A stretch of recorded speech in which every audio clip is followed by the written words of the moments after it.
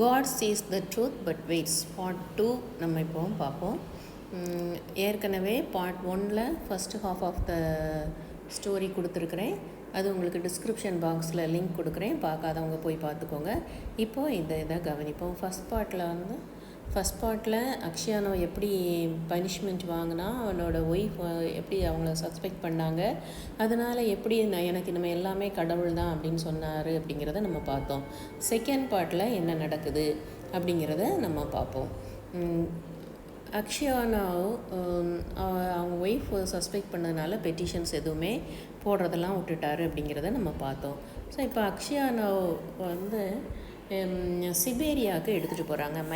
மைன்ஸில் சுரங்கத்தில் வேலை செய்கிறதுக்காக சிபேரியாவுக்கு எடுத்துகிட்டு போகிறாங்க. அப்போது அவரை வந்து என்ன பண்ணுறாங்கன்னா சாட்டையால் அடிக்கிறாங்க. ஃப்ளாக்டுனா சாட்டையால் அடித்தல். அதுவும் எப்படின்னா முடிச்சு போட்ட ஒரு சாட்டை, அது வந்து பயங்கர பெயின்ஸ் கொடுக்கும். அந்த மாதிரி தான் கன்விக்ஸ்னால் குற்றவாளிகளை அவங்க வந்து மடக்கி வைக்கிறதுக்காக இந்த மாதிரி அவங்க பண்ணுறாங்க. ஸோ அவங்க இப்போ வந்து சிபேரியாவுக்கு அவரை கூப்பிட்டு போயிடுறாங்க. அங்கே சிபேரியாவில் 26 இயர்ஸ் அக்ஷயானோ இருக்கிறாரு. அவர் இப்போ வந்து எப்படின்னா ரொம்ப ஓல்ட் ஆகிடுறாரு. அவருடைய பேர்டுன்னா தாடிலாம் லாங்காக வளர்ந்துருது, அதுவும் அப்படியே வெள்ளையாயிருது. அவருடைய தலைமுடியெல்லாம் பனி மாதிரி அப்படியே வெள்ளையாயிருது. ரொம்ப ஓல்டேஜ் மாதிரி தெரிகிறாரு. அவர் மெதுவாக நடக்கிறாரு, கொஞ்சமாக பேசுகிறாரு, சிரிக்கிறதே கிடையாது. But he often prayer only prayer அப்படிங்கிற மாதிரி கடவுள் கையில் தன்னை ஒப்படைச்சிட்டு அமைதியாக இருக்க படிச்சிட்டார். அங்கே பூட்ஸ் மேக் பண்ணுறதுக்கு, பூட்ஸ் செருப்பு தைக்கிறதுக்கு, ஷூ தைக்கிறதுக்கு அங்கே படித்து கொடுத்தாங்க. அதை வச்சு அவர் கொஞ்சம் மணி ஏர்ன் பண்ணி வச்சுருந்தார். அங்கே சும்மா இருக்கிற டைமில் த லிவ்ஸ் ஆஃப் த செயின்ட்ஸ், புனிதர்களின் வாழ்வை பற்றிய நூலை அவர் வந்து வாசிச்சுக்கிட்டே இருந்தார். சண்டேஸில் ரெகுலராக சர்ச்சுக்கு போவார். அவர் கொயரில் இருந்தார். கொயரில் பாடுவார், அழகாக பாடினார். நல்ல வயசானா கூட அவருக்கு நல்ல வாய்ஸ் இருந்தது. பாருங்கள், அக்ஷயானோ என்ன பண்ணிகிட்ருக்கிறாரு, ஷூ தைச்சிட்ருக்கிறாரு. பார்த்தீங்களா, ஷூ தைச்சிட்ருக்கிறாரு. ஓல்டேஜ் ஆகிட்டார். அவருடைய ஹேர் பேர்டு எல்லாமே வந்து கிரே கலரில் வந்துச்சு. அவர் ரொம்ப ஒரு பரிதாபமாக கூன் போட்ட நிலமையில் அப்படியே உட்காந்து ரொம்ப அமைதியாக கொயட்டாக தனியாக உட்காந்து அவர் பண்ணிகிட்ருக்கிறாரு. அங்கே ப்ரிசனில் இருக்கிற அத்தாரிட்டிஸ் எல்லாருக்குமே வந்து அவர் ரொம்ப பிடிக்கும். அங்கே இருக்கிற ஃபெல்லோ ப்ரிசனர்ஸ் கூட இருந்த கைதிகள் எல்லாருமே அவரை நல்ல மரியாதையாக வச்சுருந்தாங்க. அவரை வந்து கிராண்ட் ஃபாதர், தாத்தான்னு கூப்பிட்டாங்க, இல்லைன்னா த செயின்ட் அப்படின்னு கூப்பிட்டாங்க, புனிதர் அப்படின்னு கூப்பிட்டாங்க. ஏன்னா அவர் அவ்வளோ அமைதியாக அவ்வளோ அன்பாக இருந்தார். அவங்களுக்கு அந்த சக கைதிகள் கூட குவாரல்ஸ், சண்டைகள் வந்தால் கூட அவர் கூப்பிட்டு தீர்த்து வச்சாருன்னா அவருடைய ஜட்ஜ்மெண்ட்டை வந்து அவங்க ஏற்றுக்கிட்டாங்க. அந்த அளவுக்கு அவர் மேலே வந்து மரியாதை வச்சுருந்தாங்க. அவருக்கு வந்து அவருடைய ஒய்ஃபை பற்றியோ அவருடைய வீட்டை பற்றியோ எந்த நியூஸுமே வரலை. பிள்ளைங்க இருக்காங்களா, ஒய்ஃப் இருக்காங்களா, எதுவுமே அவருக்கு வந்து தெரியலை. ஒரு நாள் அந்த சிபேரியாவுக்கு ஃப்ரெஷ் கேங், புது குற்றவாளிகள் வராங்க. அப்போ அங்கே இருந்த ஓல்டு ப்ரிசனர்ஸ்லாம் புது ப்ரிசனர்ஸ்கிட்ட ஒன்றா விசாரிக்காங்க. என்ன, எப்படி வந்தீங்க அப்படின்னு விசாரிக்கிறாங்க. அவங்களுக்கு நடுவில் தான் வந்து அக்ஷயானோ உட்கார்ந்துருக்கிறாரு. ஆனால் ஒன்றுமே பேசலை, அமைதியாக கேட்டுட்ருக்காரு. அந்த வந்த கன்விக்ஸில் ஒருத்தர் வந்து ரொம்ப டாலாக ஸ்ட்ராங்காக இருக்கிறாரு, மேன் ஆஃப் 60. ஆனால் நல்லா ஸ்ட்ராங்காக இருக்கார். அவருடைய ஹேர்லாம் க்ரே ஆகிடுது, ஆனால் நல்லா திக்கான ஹேராக வச்சுருக்கிறாரு. நல்லா திடகாத்திரமாக தெரிகிறாரு. அவர்கிட்ட வந்து கேட்குறாங்க, நீ வந்து என்ன பண்ணிட்டு வந்த அப்படின்னு கேட்குறாங்க. அவர் சொல்கிறாரு, நான் வந்து தப்பே பண்ணலை. ஆக்சுவலாக நான் வந்து ஒரு ஸ்லெட்ஜுனா பனியில் போகிற குதிரை வண்டி. அந்த குதிரை வண்டியில் இருக்கிற குதிரையை நான் என்னுடைய வீட்டுக்கு சீக்கிரமாக போகிறதுக்காக நான் அதை எடுத்தேன். நான் அப்போ போலீஸ் ஆஃபீஸர்ஸ் என்னை பிடிக்கும்போது நான் சொன்னேன், இது என்னுடைய ஃப்ரெண்டோடைய குதிரை தான் அப்படின்னு நான் சொல்லி பார்த்தேன். ஆனால் அவங்க வந்து கேட்கவே இல்லை. நீ தான் திருடேன்னு சொல்லி என்னை வந்து கூட்டிகிட்டு வந்துட்டாங்க. ஏன்னா ஒரு காலத்தில் நான் உண்மையிலே தப்பு பண்ணேன், அப்போது என்னைய யாருமே கண்டுக்கிடலை, என்னை விட்டுட்டாங்க. ஆனால் இப்போ என்னை வந்து சிபேரியாவில் கொண்டு வச்சிட்டாங்க. ஆனாலும் நான் வந்து இங்கே ரொம்ப காலம் இருக்க மாட்டேன் அப்படின்னு ரொம்ப தைரியமாக அந்த ஆள் சொல்கிறாரு. உடனே அவர் இன்னொருத்தர் கேட்காரு, அப்படியா நீ எங்கேருந்து வார அப்படின்னு கேட்குறாரு. கேட்ட உடனே அவர் சொல்கிறாரு, நான் விளாடிமீர்லேருந்து வரேன், என்னுடைய நேம் மகர், என்னை வந்து செமியோனிச்னு கூப்பிடுவாங்க. இப்படி சொன்ன உடனே அக்ஷயானோ அவரை வந்து எட்டி பார்க்குறாரு. விளாடிமீரா அப்படின்னு கேட்டுட்டு, மர்ச்சன்ட் அக்ஷயானோ ஃபேமிலியை பற்றி தெரியுமா, அவங்க எல்லாரும் இருக்காங்களா அப்படின்னு வந்து வேகமாக கேட்காரு. உடனே அவர் சொல்கிறாரு, ஓ அக்ஷயானாவா, அவங்களாம் ரொம்ப பணக்காரங்க, ஆனால் அவங்க தாத்தா எல்லாம் தப்பு பண்ணதுனால அக்ஷயானோ தப்பு பண்ணதுனால சிபேரியாவுக்கு அனுப்பிட்டாங்க அவங்க அப்பாவை. தாத்தா நீங்கள் நல்லா இருக்கீங்களா, நீங்கள் ஏன் கேட்குறீங்க அப்படின்னு அவர் கேட்காரு. உடனே சொல்கிறாரு, நான் சும்மா கேட்டேன், பரவாயில்ல, 26 வருஷமாக நான் என்னுடைய பாவத்துக்காக தண்டனை அனுபவிச்சிட்ருக்கேன் அப்படின்னு சொல்கிறாரு. உடனே என்ன பாவம் பண்ணீங்க அப்படின்ட்டு கேட்குறாரு.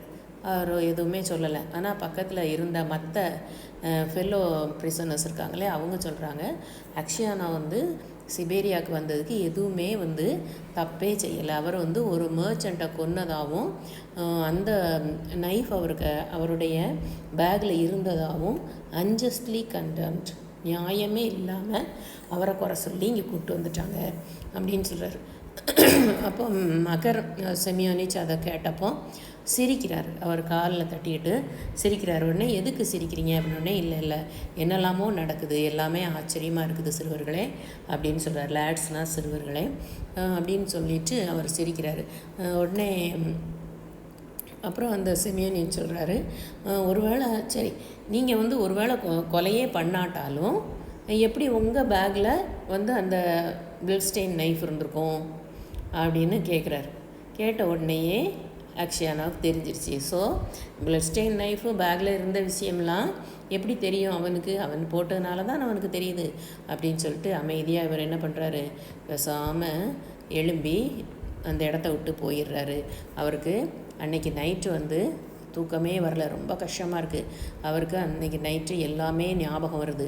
அவர் சின்ன வயசில் சந்தோஷமாக இருந்தது, அவர் ஒய்ஃபு கூட நல்லா பேசிகிட்டு இருந்தது, ஃபேருக்கு வந்தது, அவருடைய 2 குழந்தைங்க முகம், அவங்களுடைய சந்தோஷம், அதுக்கப்புறம் அவங்க சந்தோஷமாக சின்ன வயசில் சந்தோஷமாக இருந்தது, அதுக்கப்புறம் அந்த இன்னுக்கு வந்தது, அங்கே வந்து கிட்டார் வாசிச்சுக்கிட்டு இருந்தது, அங்கே வந்து அந்த ஆட்கள் ஆஃபீஸர்ஸ் வந்து இவரை கூப்பிட்டு போனது, இவரை வந்து சாட்டையால் அடித்தது, 26 இயர்ஸ் இங்கே கழித்தது, ரொம்ப ஓல்டு ஆனது, இதெல்லாமே வந்து அப்படியே அவருக்கு ஞாபகம் வந்து அவரை ரொம்ப கொல்லுது. ரொம்ப டிஜெக்டட், ரொம்ப மனம் தளர்ந்த நிலையில் அவர் நம்மளையே நம்ம கொண்டுக்கிடுவோமா, சூசைட் பண்ணிக்கிடுவோமான்லாம் யோசிக்கிறாரு. அப்புறமும் யோசிக்கிறார், அந்த வில்லன் மகரை தான் அவர் வில்லன் சொல்கிறாரு. அந்த வில்லன் செஞ்சதுக்கு நான் ஏன் என்னை கொண்டுக்கிடணும், அவனுக்கு வந்து எப்படியாவது நம்ம வெஞ்சன்ஸ் எடுக்கணும். வெஞ்சன்ஸ்னால் ரிவெஞ்ச், பழி வாங்குதல், நான் வந்து பழி வாங்கணும் அப்படின்னு நினைக்கிறாரு அவர். ஆனாலும் நீங்கள் முழுசும் என்ன பண்ணுறாரு, ப்ரேயர் சொல்லிக்கிட்டே இருக்கார். இந்த மாதிரிலாம் அவருக்கு எண்ணங்கள் வந்த உடனே எனக்கு சமாதானம் வேணும் அப்படின்னு வந்து ப்ரே பண்ணிக்கிட்டே இருக்கிறாரு. மகர் பக்கத்தில் அதுக்கப்புறம் அவர் போகவும் இல்லை, அவனை பார்க்கவும் இல்லை. ஒரு 15 நாள் போயிருக்கும். 15 நாள் போன அப்புறம் ஒரு நாள் அப்படியே மகர் அக்ஷயானோ நடந்து போயிட்டு அங்கே மண் வந்து உழுது. என்னடா மண் அப்படின்னு பார்த்தா அங்கே இவனோட மகரோட முகம் தெரியுது. மகர் வந்து அக்ஷயானாவை பார்த்த உடனே அப்படியே ரொம்ப பயத்தோடு அப்படியே பார்த்துட்டு சொல்கிறான், அவனோட கையை பிடிச்சிக்கிட்டு, நான் வந்து இங்கே வந்து தப்பிச்சு போகிறதுக்காக ஒரு சுரங்கம் தோண்டிக்கிட்டு இருக்கேன். மண் அவ்வளோத்தையும் என்ன பண்ணுறேன்னா என்னுடைய ஷூஸ்குள்ளே போட்டு எடுத்துகிட்டு போய் வெளியே கொட்டிக்கிட்டு இருக்கிறேன். நான் வந்து எல்லாம் சுரங்க வேலையை முடிச்சிட்டேன்னா உன்னையும் கூட்டிகிட்டு போயிடுறேன் அப்படின்னு சொல்கிறான். உடனே ஒரு கோபத்தோடு அவரை அப்படியே பார்க்குறாரு. பார்த்துட்டு சொல்கிறாரு, எனக்கு வந்து இங்கேருந்து தப்பிச்சு போகிற எண்ணம்லாம் இல்லை, அப்படின்னு சொன்னோடனே, நீ வந்து இதை வெளியே சொல்லக்கூடாது, வெளியே சொன்னால் நான் உன்னை கொன்னுருவேன் அப்படின்னு சொல்கிறாரு.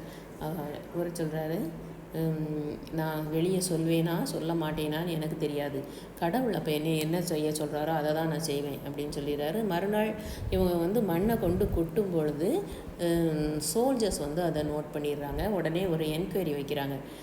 கவர்னர் வராரு. கவர்னர் வந்து என்கொயரி பண்ண வராரு. ஒருத்தருமே ஒன்றுமே பண்ண மாட்டேங்கிறாங்க. உடனே கவர்னர் டர்ன் டு அக்ஷயானாவை பார்த்து சொல்கிறாரு, நீ வந்து ஒரு நல்ல மனுஷன், ட்ரூத்ஃபுல் ஓல்டு மேன், அதனால் நீ வந்து சொல்லு, உனக்கு கண்டிப்பாக தெரியாமல் இருக்காது அப்படின்னு சொல்கிறாரு. யார் தோண்டினது அப்படின்னு கேட்காரு. மகர் செமியோனிச் வந்து ஆஃபீஸரையும் பார்த்துக்கிட்டு அக்ஷயானாவை பார்த்துட்டு பார்க்காத மாதிரி அப்படியே நடிச்சிட்டு நின்றுட்டுருக்கான். அக்ஷயானாவுடைய லிப்ஸு ஹேண்ட்ஸ்லாம் அப்படியே நடுங்குது. அமைதியாக இருக்கார், ஒரு வார்த்தை கூட சொல்லலை. உடனே ஏன் சொல்ல மாட்டேங்கிறீங்க அப்படி அவர் வந்து யோசிக்கிறாரு. நான் வந்து 26 இயர்ஸ் சஃபர் பண்ணிட்டேன், இந்த சஃபரிங்கை மாற்ற முடியாது. ஆனால் இப்போ சொன்னால் கண்டிப்பாக என்ன பண்ணுவாங்க, அவரை வந்து மகர சாட்டையை வச்சே சாகிற வரைக்கும் அடித்து கொன்னுருவாங்க. அதனால் எனக்கு எதுவும் நல்லது கிடைக்க போதா? நல்லது கிடைக்கவே கிடைக்காது அப்படின்னு யோசிச்சுட்ருக்காரு. அவர் சொல்கிறாரு, கவர்னர் சொல்கிறாரு, உண்மையை சொல்லுங்கள், யார் தோண்டினது? அக்ஷயானா வந்து மகரை அப்படியே ஒரு பார்வை பார்க்குறாரு. பார்த்துட்டு சொல்கிறாரு, it is not God's will that I should tell. கடவுளுக்கு நான் சொல்கிறது சித்தம் இல்லை, அதனால் நான் சொல்ல மாட்டேன் அப்படின்னு சொல்லி, நான் வந்து உங்கள் கையில் தான் இருக்கேன், நீங்கள் என்னன்னாலும் பண்ணிக்கோங்க, நான் வந்து சொல்ல மாட்டேன் அப்படின்னு சொல்லிடுறாரு.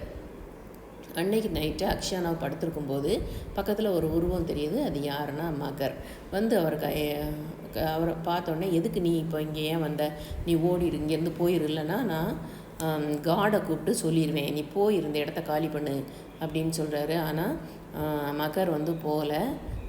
அவன் பக்கத்தில் குனிஞ்சி, ஐவன் டிமிட்ரிச் ஃபர்கிவ் மீ, என்னை மன்னிச்சிரு அப்படின்னு சொல்கிறார். எதுக்கு உன்னை நான் மன்னிக்கணும் அப்படின்னு சொன்னோடனே, நான் தான் வந்து மர்ச்சண்ட்டை வந்து கொன்னது நான் தான்.